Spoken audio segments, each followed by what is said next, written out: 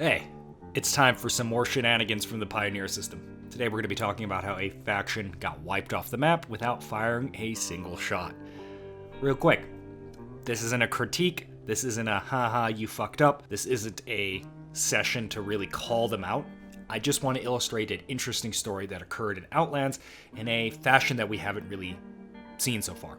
There's a lot of politics, alliance, backstabbing, and more, and a lot of the people involved were fairly new to Outlands. Could basically be you, and in retrospect, yeah, mistakes were made, but that's not really what this is about. In a game where someone has to lose, and lose hard, well, it's easy to talk about it retroactively, but I want to keep this more as a discussion of what happened as an interesting thing instead of a hardcore analysis of, hey, you fucked up. So let's be semi-respectful in the comments at least. Real quick, before starting, most viewers who do not know what Outlands is a Space Engineers based D&D RP turn-based system where we use the game to play out the turns, right? If you're familiar with D&D, you know you use dice and decision making. Instead of using that, we play out the actual turn using the server engine as the mechanism. Everything else is handled outside of the server, like ship movements and more. So if you're interested in this, watch the pinned video on the channel or Season 1 and 2 of Outlands, also a great starting point. So with that, let's get into it. Accompanying me will be this new Coca-Cola Dream World thing, limited edition. Honestly, not a fan, but we gotta keep the vocal cords lubricated, right? So a quick primer, because once again, most people won't be familiar with the backdrop, and the backdrop is semi-important to understand and interesting. One of the major factions, if not the major factions, which was providing regional security, the Civilian Defense Force, the CDF, had recently collapsed at the end or the midpoint of a very long war. And the two remaining powers that resulted from this war were actually both also having internal issues. One of these factions was the Khan's Enclave, and quite frankly, being the defeated faction, they were a fraction of their former selves, nor did they really want to stir the pot too much. So they were unwilling to re-expand into their former territory and act as a balancing or stability force.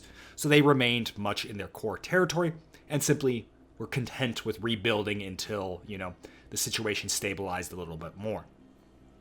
The other faction that could have stepped in and provided stability was the victor of the previous war. They, unlike the Khans, had a massive navy, the biggest by far that we've seen, and were very much in a position to potentially stabilize the region and prevent the events of what I will describe today from occurring. However, unlike the Khans, the Riders were the result of basically a raider-style faction. They had the massive military, but they did not have the population to sustain this military. Thus, they found themselves, after the threat of annihilation was over, that they were massively overextended without the ability to support their massive fleets.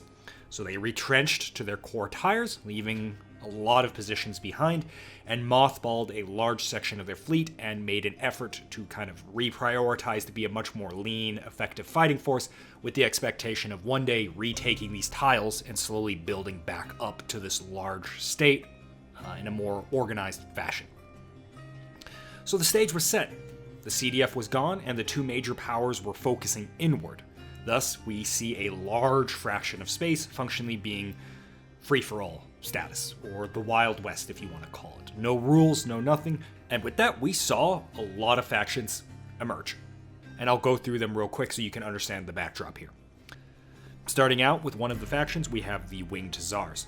These were mercenaries that were primarily employed by the CDF, however, with no war and thus no employment, and their boss being functionally dead, they really struggled to find a place for themselves in the universe. They established their headquarters in 1Y, and from there they were looking, with their large fleet, but, struggling position, looking for employment, basically. They were made up of 2 light cruisers and 8 destroyers. Next doors, ironically, the survivors of the CDF had finally agglomerated themselves to create a mini faction of sort, and they were based around the former Khan Super Trade Station Alpha, which was still a sizable, important location as it connected the Khan Empire, or the former Khan Empire, with the Rider Empire, connecting the inner and the outer reach, and they had established themselves in this void and now sort of owned this tile. This faction was formed by the 2 remaining squadrons that survived Malta and weren't absorbed by the Riders, and they had 1 armored cruiser, 2 light cruisers, and 9 destroyers, making them a sizable force to be reckoned with, however, lacking basically any territory whatsoever. In a fitting manner, this group would be called Phoenix, right? The remnants of the CDF. In 1A, we see the MC, or the Maxwell Corps. The CDF was in fact so large that we actually see 2 factions form from the remnants. Maxwell Corps is unique in that this was formed actually before the fall of the CDF. With both the Riders and the CDF losing the initial stages of the war, many suspected that, well, this war was lost, and a lot of people abandoned ship and took their ships with them. Maxwell Corps is the result. In a very similar size to the Phoenix, we have 1 light cruiser, 9 destroyers, and 5 frigates. So slightly less capitals, slightly more small-end ships. Switching gear, if we look in the bottom right, we see the largest and richest population center of the Outer Reach, Remington. Remington, which is a shipyard, was actually contracted under the CDF during multiple wars leading up to this moment. However, when the CDF fell, they dutifully continued their job to work under the Riders to prevent annihilation from the Khans as they encroached into this territory. However, as mentioned, the Riders ultimately retrenched, leaving this shipyard without a purpose or a cause, and a bunch of civilians with one of the most richest assets in the system, a shipyard, find themselves without purpose. So they decided, hey, it's time to finally work for our own future, and that they did. In the top right-hand corner, we have the PKM, or the Powder Keg Marauders. These were civilians simply trying to find their way in this cold system. However, this group of civilians stumbled upon the wreckage of Malta, the CDF former headquarters. To the major factions, this is a graveyard. However, to civilians looking to find their way, there were almost 30 wrecked ships, anywhere from frigates to heavy cruisers, in this wreckage. And of course, the actual structure of Malta herself, now obviously beaten and destroyed, but still absolutely rich in resources, thus making the headquarters of this new civilian mini-faction. That leaves the final 2 factions and the linchpin and the core of this story. The VPC, the Valkyr Pioneer Company, and the First Fleet. The First Fleet is a backdrop of the Pioneer or Outlands story. If you've watched it, you know all about them. They were used previously to covert-type methodologies to pit factions against each other to keep the region from agglomerating and never getting to the point where it was so powerful it would pose a threat to the First Fleet. The First Fleet's ultimate goal is simply to protect the inner system, and we were seeing the beginnings of what would likely become another super aggressive faction. So they decided finally to step in. So they deployed themselves into the region with Task Force Deliverance aimed at suppressing and then ultimately stabilizing the Outer Reach. The first phase of that plan was to do so peacefully with the Valkyr Pioneer Company, a sort of super corporation from the inner system, extremely wealthy and one of the major players there. However, coming into the system, their goal was to stabilize the region via economic factors, right? Show in, establish trade, build up trade, and basically stabilize it through trade, right? This is a feature that we understand very well in the real world, on Earth, and that was the case here. And any attempt at just, taking out the VPC would be denied by its First Fleet backing. And thus we get to the start of our story. As soon as I let these factions loose, almost immediately before the first turn had even started, they began scheming and planning for the first turn. From the outside, we noticed right out of the gate, Phoenix and Winged Hussars, realizing they lacked resources, being in the less rich Belt region, had no ability to replenish their ships, but they had a lot of the heavier ships, so they began in their first move basically going on the offensive immediately. Thus the cogs of war returned to the Pioneer system. So we see the Phoenix and the Winged Hussars allying together and pushing towards the MC. This was fairly obvious from the outside, and the other side of the system, I'm calling it the right side, we noticed the VPC work together with Remington and PKM and MC at a later date to create a counter faction to defend against this assaulting force. On paper, this drastically outnumbered the left side of the map would in theory provide a meaningful counterforce. Turn 1 occurred and we noticed Phoenix and Winged Hussars push into 1Z. In the following turn, they pushed into the MC tile, destroying them outright. However, the MC, in a very close battle, was actually able to repel the Winged Hussar forces, but they lost their HQ, which functionally means their faction ceases to exist and their members scattered into other factions. While this was technically a bad start, the core of the alliance still remained: PKM, VPC, Remington, and they were positioned in a 3v2 with 2 shipyards, the ability to replenish, and roughly on par ship counts. Actually, technically higher if we go off of raw build time. And then the third turn rolled around and the VPC died. What? Okay, let's back up a bit. That's how it looked like from the outside. Let's look on the inside. On the opening turns, how did this occur? Well, on the opening turns, yes, we saw the Phoenix and Winged Hussars on the left and the others on the right. But this betrays the fact of the level of organization presented. Phoenix and Winged Hussars were a rock-solid alliance, a group that intermingled with each other. We saw them exchange ships to create superior squadrons and much more concentrated firepower, thus allowing them to basically steamroll the MC. However, on the flip side, we did not observe this. While capital ship-wise, it was semi-close, we never really noticed the forward deployment of other ships in the other side of the alliance. The MC was basically told, you get to do it alone, and the alliance on the right side of the map was much more in agreement to fight the same enemies versus really work together. Not a single ship was shuttled to the front, and the MC fought alone and died alone. On paper, fundamentally, this was still a somewhat even match, with Remington, VPC, and the Powder Keg Marauders. This unfortunately is where part 2 comes in.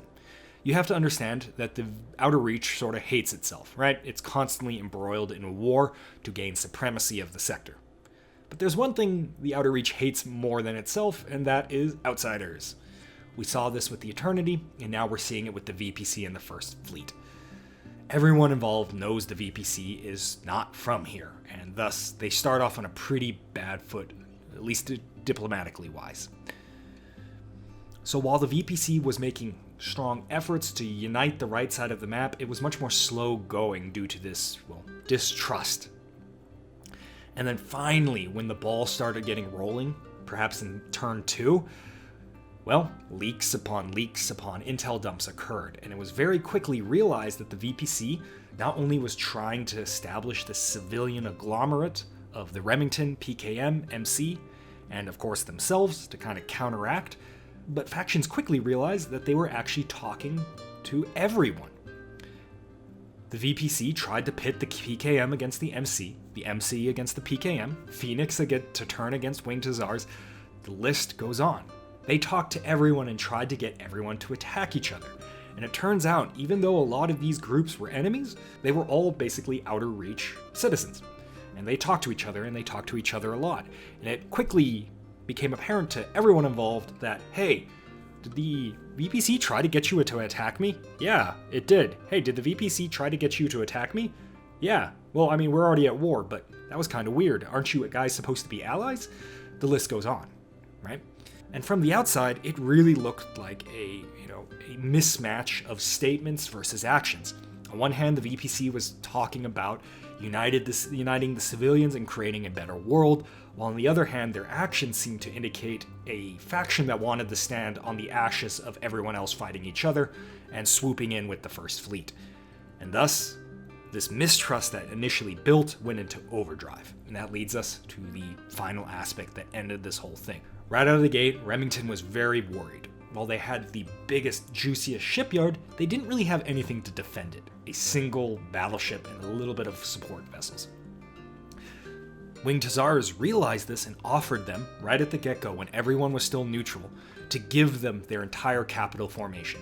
Both of their cruisers and some destroyers. And it's like, hey, I'm giving you an olive branch, I will defend your shipyard until you get off the ground, and then I would like those shipyards back, and as a result, we'll work together.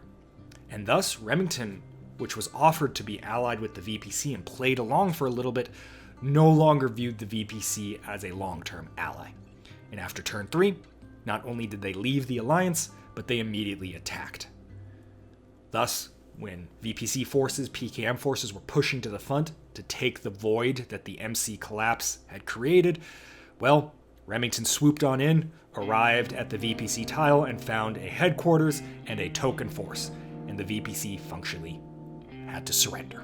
And this happened in such a rapid fashion that most factions were blindsided by this occurring, and thus no reaction could really occur. Now, we'll see what happens from there, how the First Fleet is going to react, how the other majors are going to react. Will the PKM survive? The list goes on, but that is for another time, and I don't want to get into that without spoiling anything. You're going to have to watch the series for that part. But try to keep this short, just a little story about how a faction that was functionally 30 plus players, spent over a month working on this, could get wiped out in a single turn without a single shot being fired, while having a technological advantage and an alliance that on paper should have wiped the floor. Alright, thanks for watching. We'll see you guys in the next one. Outlands content is beginning to probably be filmed when you see this video, so you can expect about 1 to 2 months out before episodes drop every single week. If you're new here, consider catching up with the listed playlist: Outlands Season 1, Outlands Season 2. Alright, we'll see you guys in the next one.